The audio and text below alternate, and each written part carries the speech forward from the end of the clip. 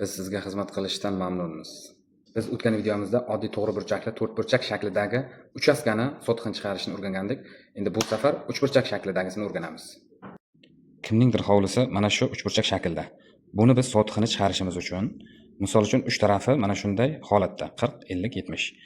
Biz buni sotqin chiqarishimiz uchun 70 tarafga tushirilgan bitta masofa mana burchakdan uzunlik tortib olamiz. 28 metr ekan. Endi buni sotqin chiqaradigan bo'lsak, mana 70 ni 28 ga ko'paytiramiz.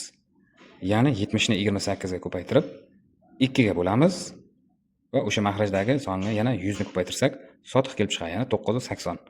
Yana kimningdir hovlisi bu shaklda bo'lishi mumkin. 30, 40, 50 to'g'ri burchakli uchburchak. Bu yerda 30 va 40 ni olamiz. 30 va 40 ni olib, bir-biriga ko'paytirib 2 ga bo'lib 100 ga mahrajni ko'paytiramiz. Javob 6 sotix. Hovlingiz ko'rib turgan shaklga kelmasa, hech qaysi shaklga kelmasa, Telegram manzilimga xabar yozing. Ya'ni joyingiz lokatsiyasini tashlasangiz, qo'limdan kelganicha yordam beraman.